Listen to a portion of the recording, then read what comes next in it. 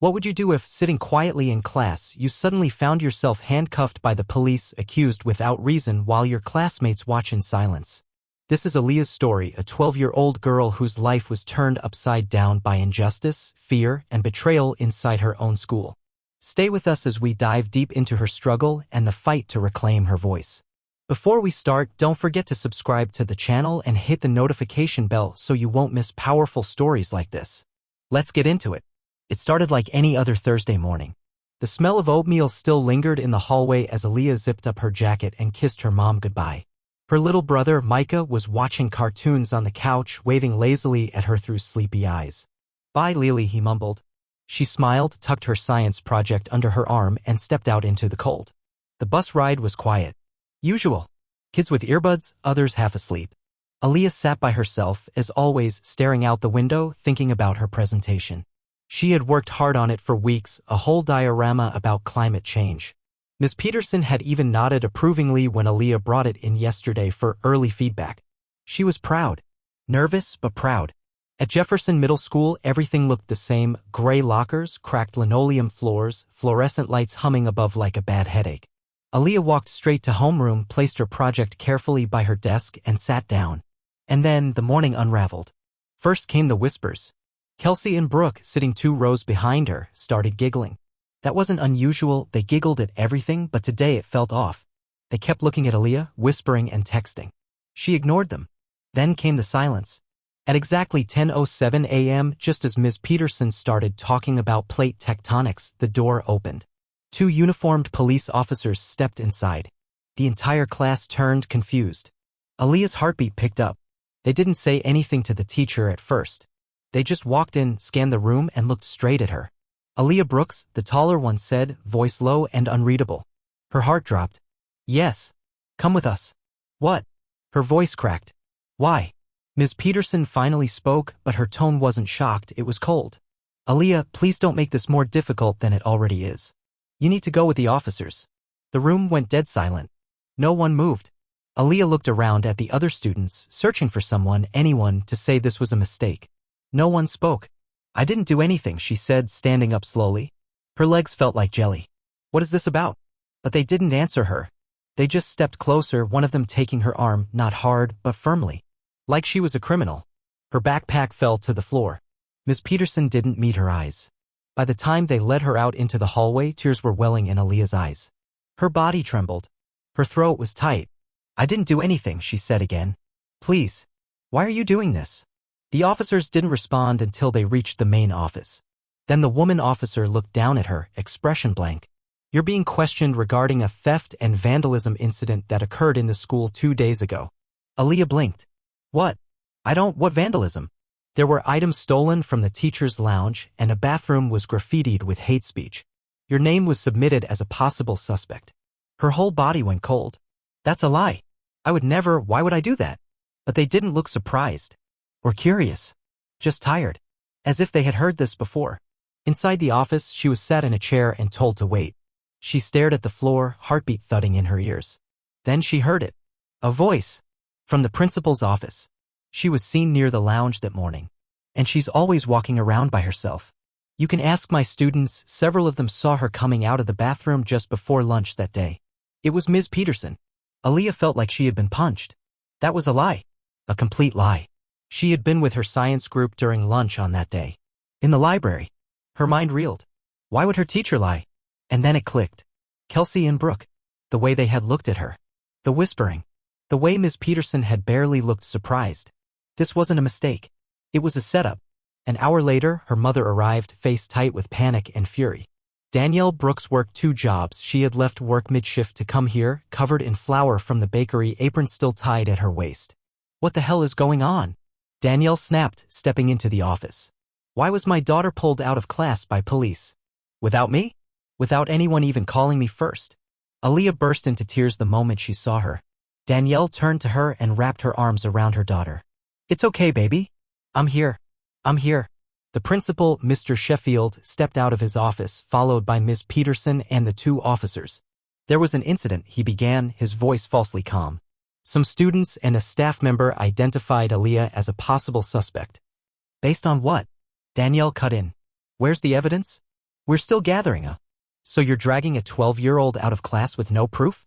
Ms. Peterson tried to speak, but Danielle raised her hand. No. Don't. I trusted the school. And you're telling me in 2025 a little black girl can still be publicly humiliated based on nothing but suspicion? No one answered. The officers left shortly after. There was no arrest, no charges, just routine questioning. But the damage had already been done. When they got home, Aaliyah sat silently on the couch, her eyes blank. She didn't touch her dinner. She didn't speak. Danielle called the school board, left messages, started writing everything down. This is not over, she whispered to herself. They picked the wrong girl. That night, Aaliyah lay awake in bed, staring at the ceiling, heart still pounding. She wasn't safe. Not even in a classroom. Not even with adults who were supposed to protect her. She didn't know how to prove her innocence. She didn't know how deep this went. But she knew one thing. They wanted her silent. And she was done being silent. Monday came like a slap in the face. Aaliyah hadn't slept most of the weekend.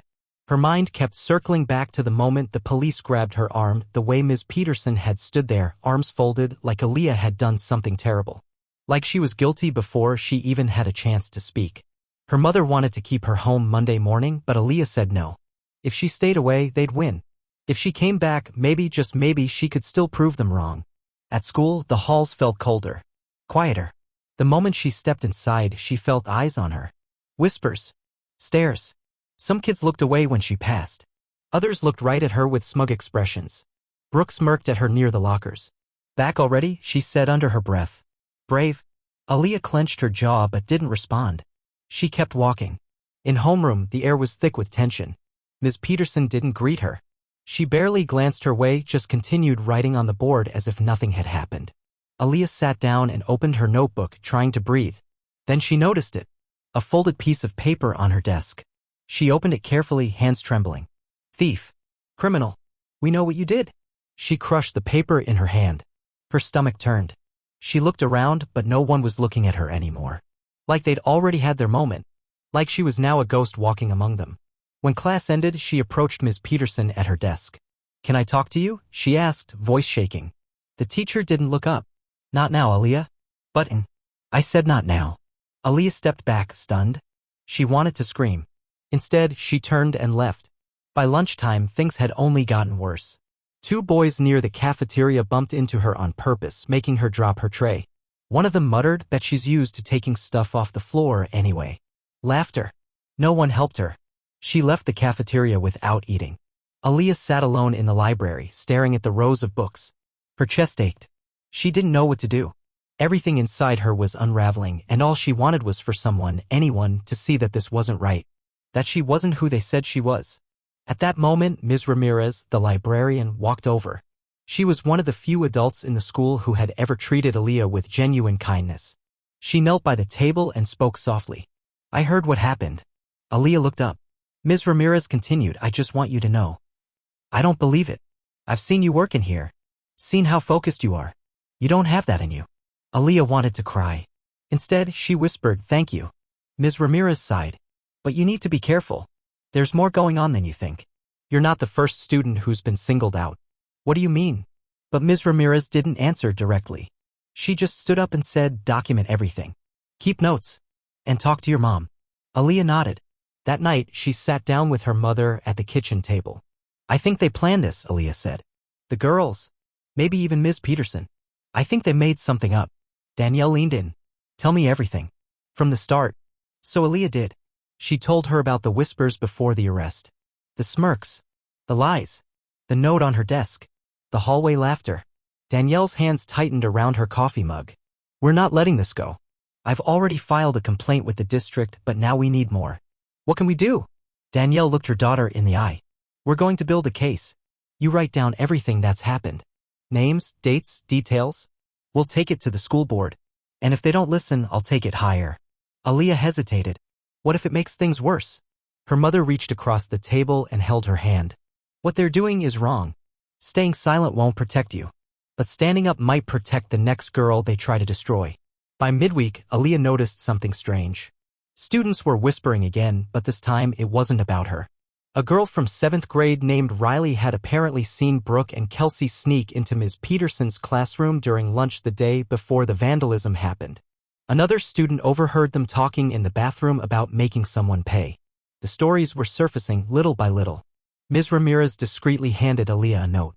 "You're not alone. Keep going." A spark lit inside her. A tiny flame. Not enough to warm her entirely, not yet, but enough to remind her that she wasn't crazy. That maybe, just maybe, the truth had a voice. On Friday, Aaliyah was called to the counselor's office. Not the principal. Not the cops. Just Ms. Thompson, the only black staff member in the entire school. Aaliyah sat down, tense. Ms. Thompson didn't waste time. "I want to talk to you about everything that's happened." Aaliyah told her. "All of it." Ms. Thompson listened. Really listened. Then she said, "You have two choices, Aaliyah. You can let them bury you in this, or you can fight." "How?" Aaliyah whispered. Ms. Thompson smiled sadly. "With facts. With witnesses. With people who believe you. And most of all, with your voice." Aaliyah blinked away tears. It was the first time in a week that she felt seen. Ms. Thompson handed her a folder. "Start here. I've already spoken with your mother. We're going to help you file a formal complaint. And we'll request a full investigation." Aaliyah took the folder in trembling hands. "I'm scared," she admitted. "That's okay," Ms. Thompson said. "Courage isn't about not being scared. It's about standing up anyway." Monday morning felt different. Aaliyah stood in front of the mirror before school, clutching the folder Ms. Thompson had given her. Her heart beat heavy in her chest. Not out of fear, or not just fear, but something else now. Something sharper. Determination. At breakfast, her mom was already dressed for work but paused long enough to place her hand on Aaliyah's shoulder. "You sure you're ready for this?" Aaliyah nodded. "I have to be." Her mother's eyes didn't leave hers. "I'm proud of you. No matter how this goes." That meant everything. School was still school. The whispers hadn't stopped. Some kids snickered behind her back. Some outright avoided her. And the three main culprits, Brooke, Kelsey, and Megan, now walked the halls with even more smugness than before. But Aaliyah noticed something different too. Other students had started looking at her not with judgment, but curiosity. A few even looked unsure. Like they were beginning to wonder if the story they'd been fed wasn't the whole truth. In first period, Ms. Peterson acted like nothing had changed. Aaliyah sat down, back straight, pen ready, even though her stomach churned. She glanced over at Brooke. The girl leaned across the aisle and whispered just loud enough, "Still trying to play victim?" Aaliyah didn't answer. But she did make a mental note. Ms. Peterson glanced up. She saw it. She heard it. She ignored it. Again. By mid-morning, Aaliyah was in the counselor's office again. Ms. Thompson had printed out the formal complaint, 3 pages of everything Aaliyah had reported. The arrest, the false accusations, the harassment, the teacher's neglect. "I want you to look it over," Ms. Thompson said. "Make sure every detail is right." Aaliyah read through it, line by line. Her hand trembled as she signed at the bottom. "Good," Ms. Thompson said softly. "Now we'll submit it to the district and request a full investigation. It may take time. You need to be ready for pushback." "I know," Aaliyah said.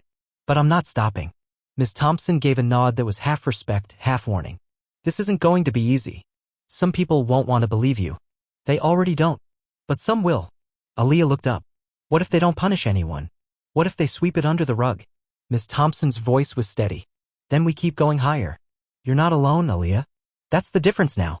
At lunch, something unexpected happened. Riley, the 7th grader Ms. Ramirez had mentioned, came up to her quietly by the vending machines. I just wanted to say I saw something," Riley muttered. "The day before all that stuff happened." "Brooke and them?" They were in Ms. Peterson's classroom during lunch. No one else was there. Aaliyah blinked. "Are you sure?" Riley nodded quickly. "I was trying to return a book. I saw them go in. Then they came out laughing like they'd done something." Aaliyah felt a chill run down her spine. "Would you be willing to say that in writing?" Riley looked scared. I don't know. What if they come after me?" Aaliyah hesitated, then said quietly, "You don't have to do it today. But if you ever feel like it, we'll protect you." Riley nodded again and ran off. It wasn't much. But it was something. That afternoon, Aaliyah and her mother met with a representative from the district's Equity and Inclusion office via Zoom. The woman on the screen was black, middle-aged, and had a calm but focused energy. "My name is Ms. Jordan," she said. "I've reviewed the initial report. I'm going to be very honest with you both. If this is what it appears to be, it's serious. But schools often close ranks to protect their staff. We'll need evidence. Witnesses. A paper trail." Danielle leaned forward. "We're working on that. But this teacher has been ignoring bullying, enabling racist behavior, and now a 12-year-old was handcuffed because of her word alone.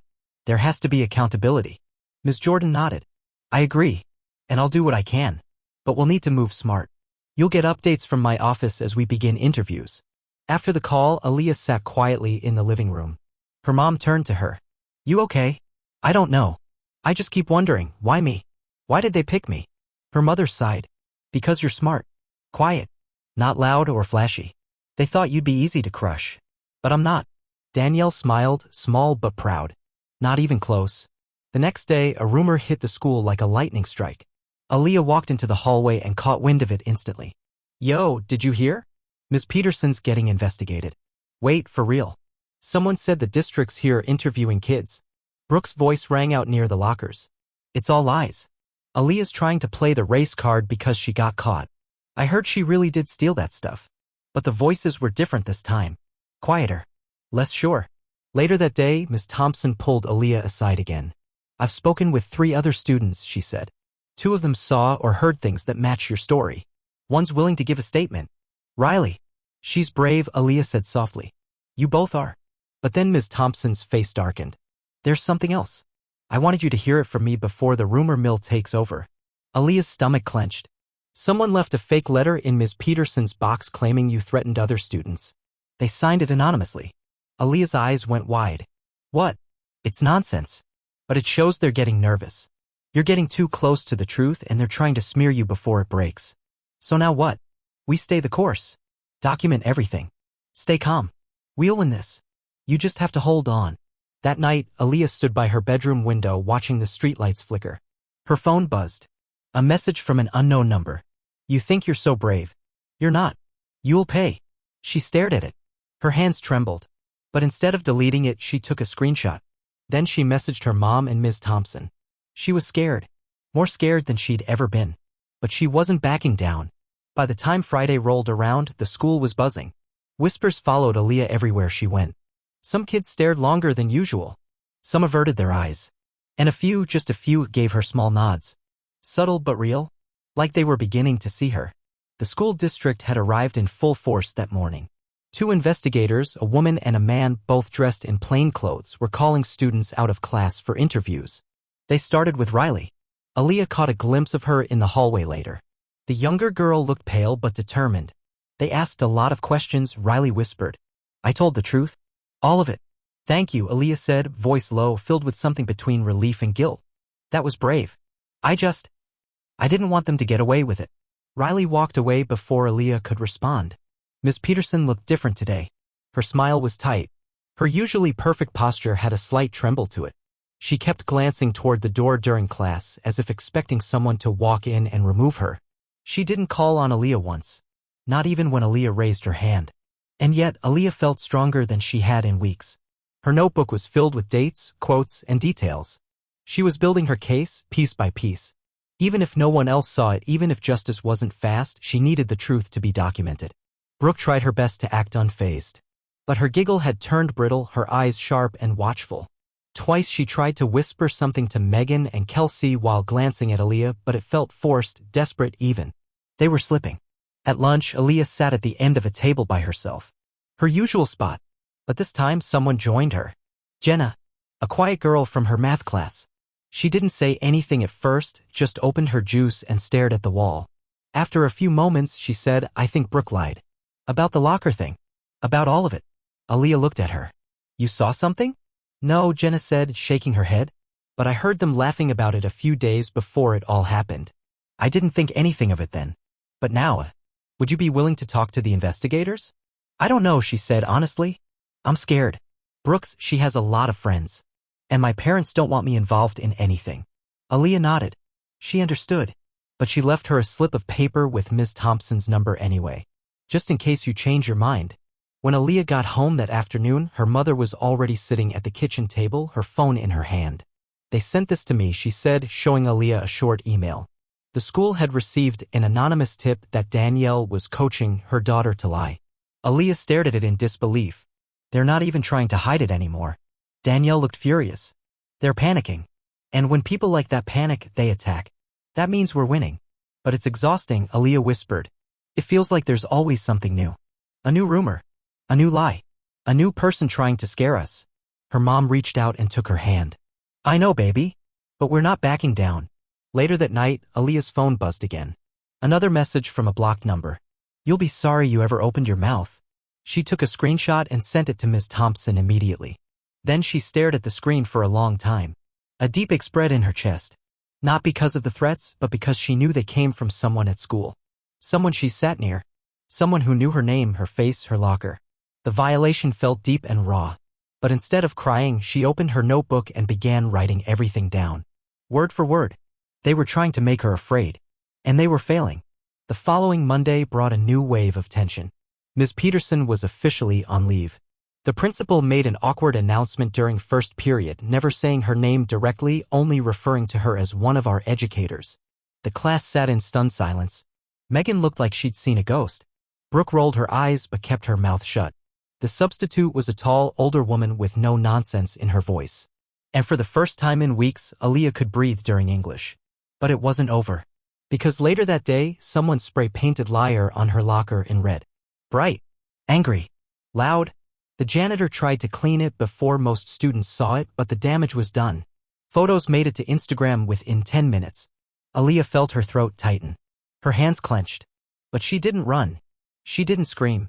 She stood in front of the locker as Ms. Thompson approached from the hallway.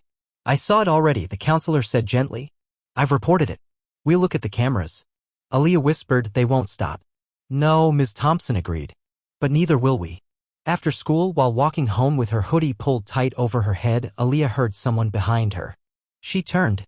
It was Jenna again. I told them, Jenna said breathlessly. The investigators. I called them. I told them what I heard. Aaliyah blinked.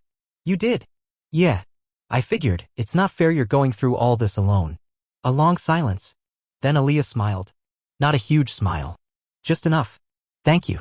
Jenna nodded, then turned and walked off in the opposite direction. Aaliyah stood there for a moment longer, watching the leaves swirl in the wind. The ache in her chest didn't disappear. But it wasn't as heavy now. For the first time in a long time, something inside her felt steady. Like maybe, just maybe, the truth had a chance. The days that followed were like walking through a battlefield.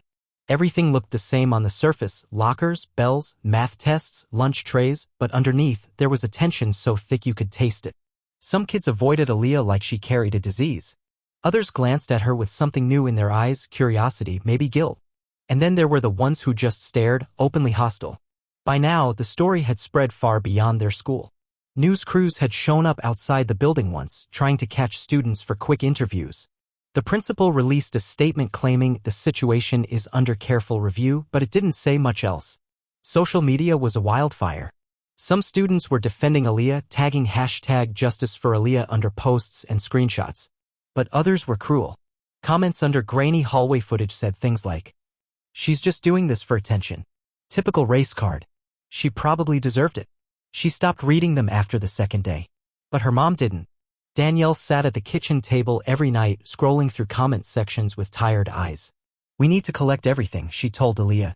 Even the hate. Especially the hate. It proves what we're up against. Aaliyah just nodded. Her silence was starting to harden. She'd stopped crying. Stopped hoping people would just do the right thing. Now she was focused. Focused on surviving. Focused on finishing what had started. One morning, Principal Reeves called her into the office again. This time, her mother was already waiting inside. Aaliyah's stomach dropped. Is something wrong? She asked, already bracing. The principal gestured toward the seats. Please sit. Danielle's jaw was tight. Aaliyah sat beside her, heart pounding. There's been another incident, he said, steepling his fingers. What kind of incident? Danielle asked. The girl, Brooke. Her parents have filed a formal complaint. They're accusing Aaliyah of harassment. Aaliyah blinked. What? They claim she's been threatening Brooke in the halls, trying to get other students to turn against her. That's a lie, Aaliyah said, her voice steady but shaking at the edges. I haven't even spoken to her. Danielle leaned forward. Let me guess, no evidence, right? Just her word. There were a few witnesses, the principal said hesitantly. Aaliyah's breath caught. Who? He glanced at his paper. Megan. Kelsey. And one boy, Gavin. Of course. The circle stayed loyal. Danielle narrowed her eyes. My daughter was publicly humiliated, falsely accused, and dragged out of class in handcuffs. And now that the truth is finally coming out, you're entertaining counterclaims from the same group that started this. It's procedure, No. It's cowardice, she snapped. Reeves looked flustered. Look, we're not saying Aaliyah's in trouble. Not yet. But we have to follow every complaint. Aaliyah sat still, fists clenched in her lap. It didn't matter how loud the truth screamed, some people would always choose to whisper the lie. After school, Aaliyah walked to the bus stop with her headphones in, trying to block the world out. That's when she heard the footsteps behind her. Turning, she saw Megan walking fast, alone, clutching her phone. Aaliyah stopped walking. Megan slowed too. What do you want? Aaliyah asked, voice flat. Megan looked around nervously. I didn't know they were gonna take it that far. The police thing. I thought it was just a joke. Aaliyah stared at her. A joke? I mean, not the cuffs. That was crazy. But Brooke said it would just scare you a little. Like, put you in your place. You watched it happen. Megan looked away. I was scared. Brooke can ruin people. Aaliyah stepped closer. Her voice dropped. She did ruin someone. Me. Megan didn't respond. I hope you lose sleep over it. And Aaliyah walked away. She didn't care if Megan cried. She didn't care if she suddenly felt bad. She just wanted them all to see her, not as weak, not as fragile, but as someone who remembered. Who wouldn't forget? That night, the investigators came to their house.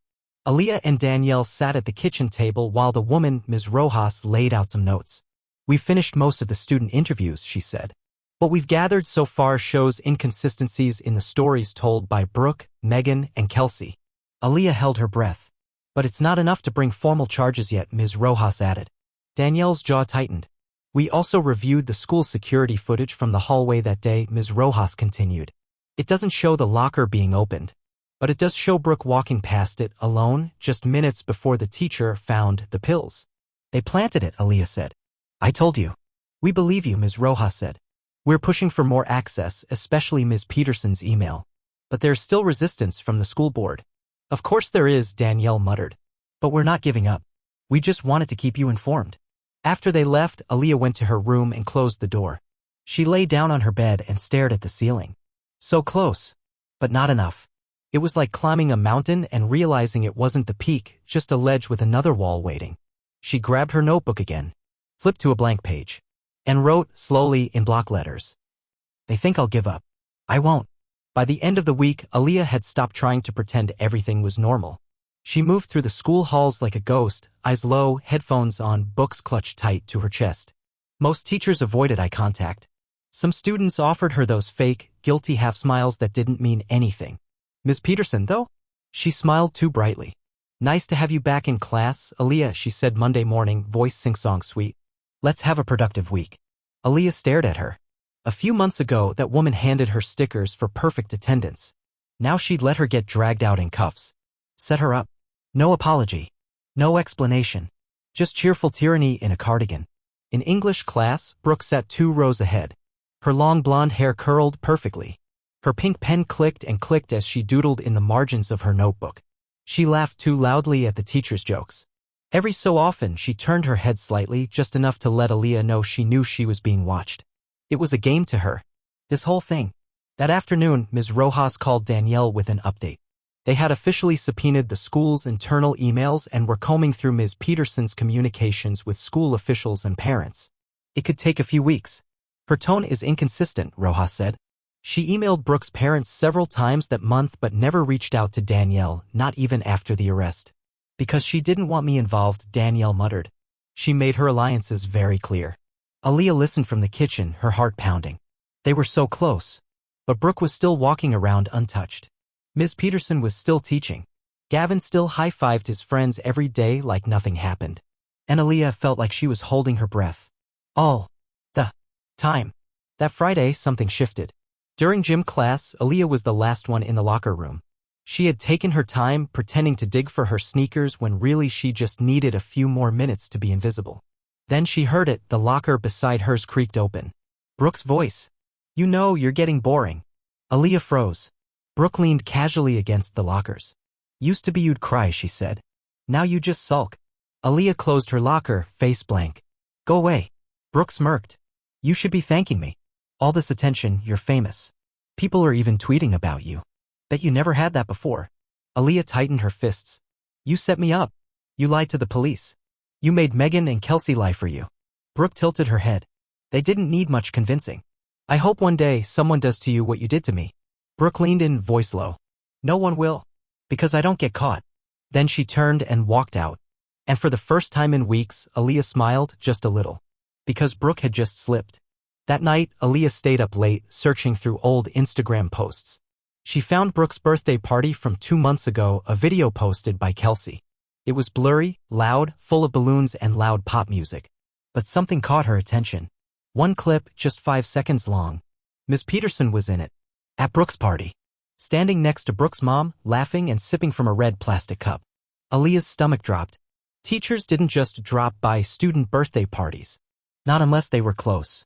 She screen-recorded the post, saved it, and sent it to Ms. Rojas. 20 minutes later, her phone buzzed. "Rojas, this helps. Keep everything. We're moving." Aaliyah lay in bed, staring at the screen. She wasn't crazy. They were all connected. Brooke, Peterson, her mom. They thought their network made them untouchable. But Aaliyah was learning their cracks. The next Monday, Megan was waiting by her locker. Aaliyah stopped, suspicious. "What now?" Megan looked pale.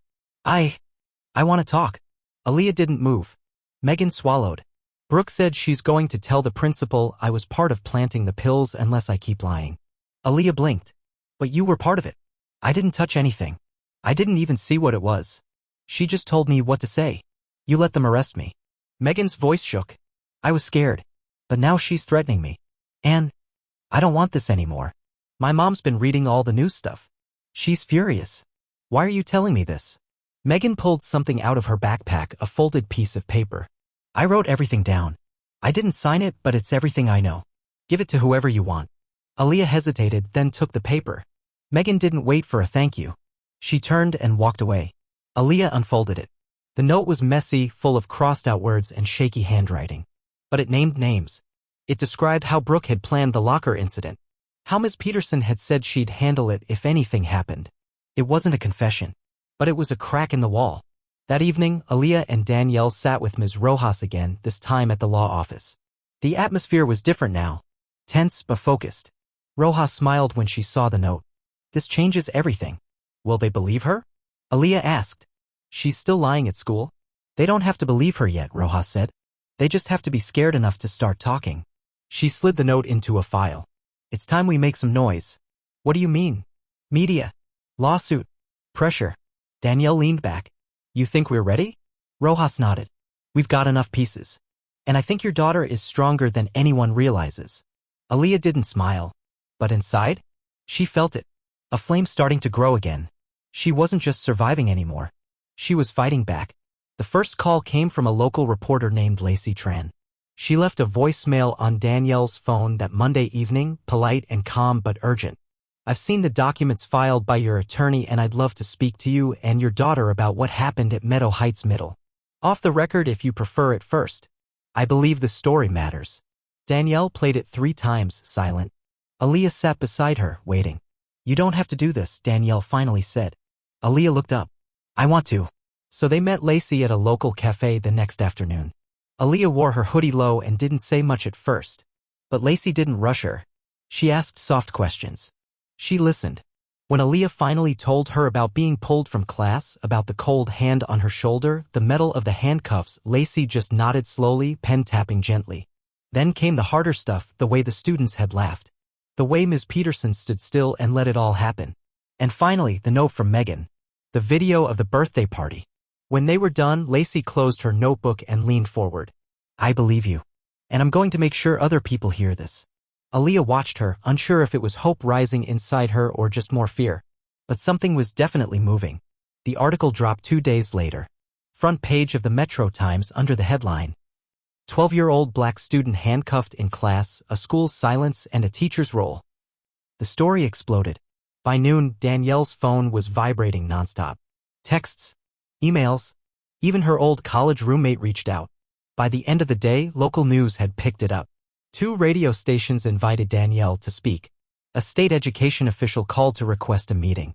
That night, Aaliyah sat on the living room floor, scrolling through comments and retweets. Most were angry. Supportive. Some were racist. Disgusting. Danielle tried to get her to stop reading, but Aaliyah refused. "I need to see," she said. All of it.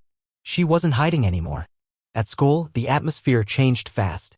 Ms. Peterson called out sick.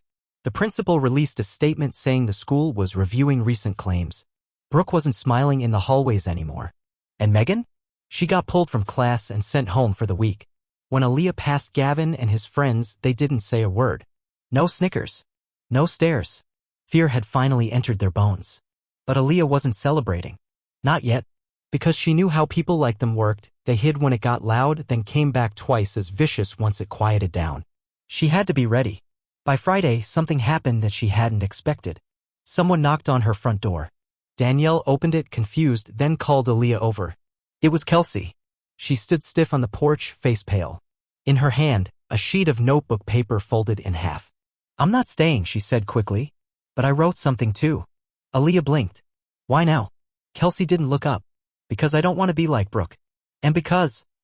I'm sorry. She shoved the paper into Aaliyah's hands and walked back to the waiting car. Aaliyah opened it slowly. Inside was a short confession. A breakdown of what Brooke had asked her to say. How Ms. Peterson had called her mother the night before the incident to discuss concerns about Aaliyah.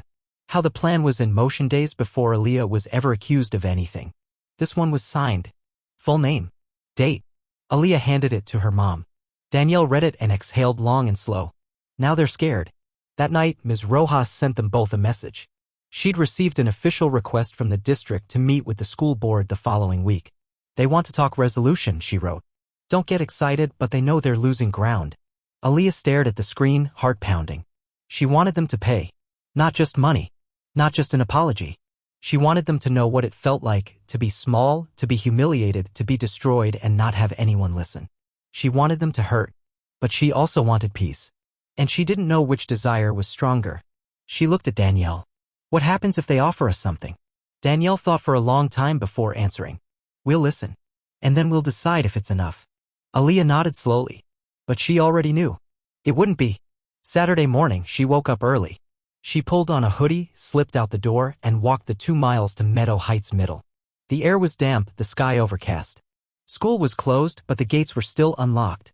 She walked the perimeter of the building slowly, shoes crunching gravel. Past the cafeteria where Gavin and his friends had taunted her. Past the field where she once ran laps during PE. And finally past the classroom where she was arrested. She stopped in front of the window.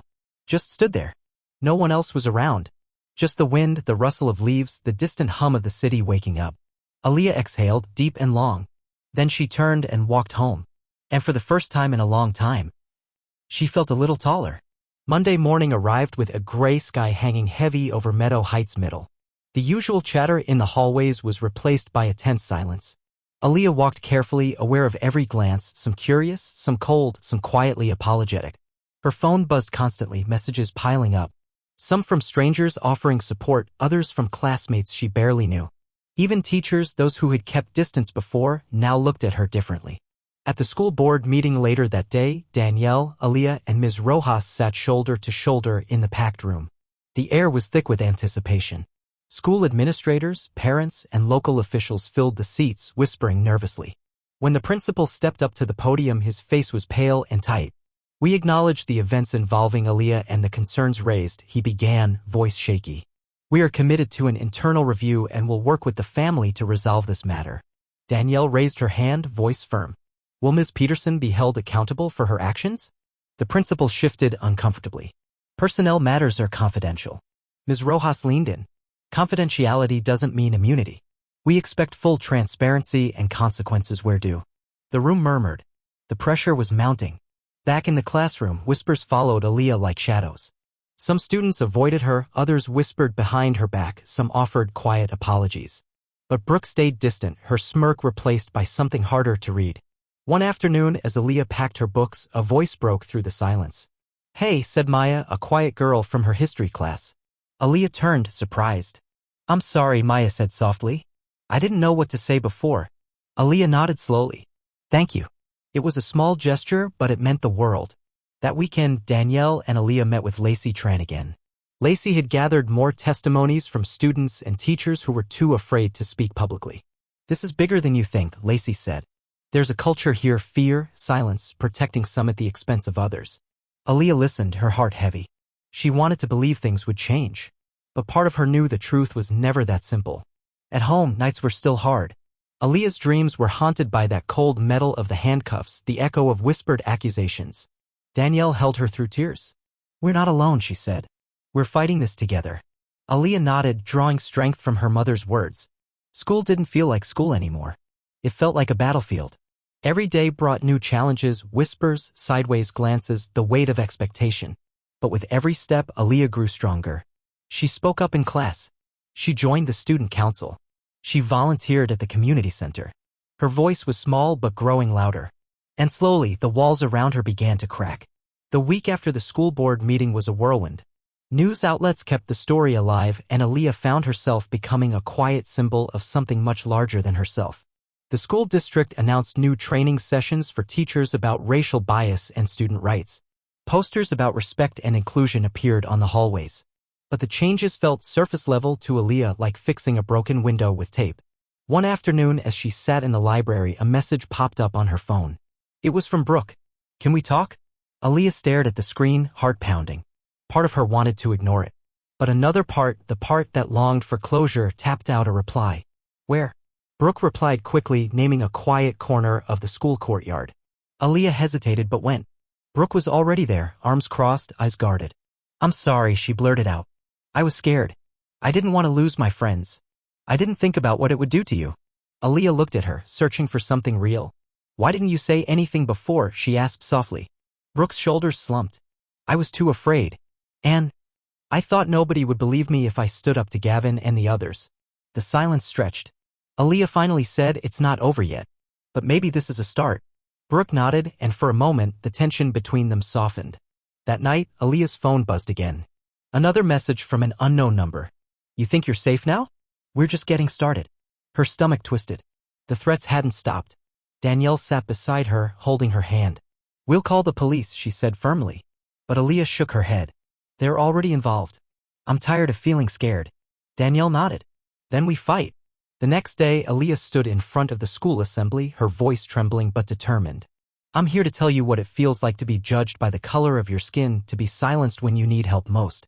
This isn't just my story, it's everyone's story who's ever felt less than." The room was silent. And for the first time, Aaliyah felt truly seen. The weeks that followed were a slow unraveling. The school district couldn't ignore the growing wave of attention. Investigations were launched. Ms. Peterson was placed on leave pending the outcome. Gavin and his friends faced disciplinary hearings. But none of it erased what Aaliyah had lived through, the handcuffs, the whispers, the fear. One evening, Danielle sat beside Aaliyah on their worn-out couch. The TV was muted, showing a news segment about racial injustice in schools. "I'm proud of you," Danielle said quietly. "You stood up when it mattered most." Aaliyah smiled faintly. "I'm tired, Mom. Sometimes I wonder if it's worth it." Danielle took her hand. "It is. Because you're not just fighting for yourself. You're fighting for every kid who's been silenced." Aaliyah returned to school with cautious hope. Some teachers were kinder, some classmates more respectful. The student council election was approaching, and Aaliyah decided to run. She wrote a speech about inclusion, respect, and the power of community. She didn't win, but she earned something more important, the trust and friendship of students who had once looked away. One afternoon, as she walked through the courtyard, Brooke caught up with her. "I want to help," Brooke said. "To make things right." Aaliyah studied her for a long moment. "Maybe we can start by just being honest." Brooke nodded. Together, they sat on a bench, talking like two girls who had finally found a way to understand each other. The scars from that day in class would never fully fade. But Aaliyah learned to carry them with strength, not shame. Her story spread beyond Meadow Heights, inspiring others to speak out. And though the road ahead was long, she walked it knowing she was no longer alone. Because sometimes the most powerful thing a child can do is to refuse to be silenced.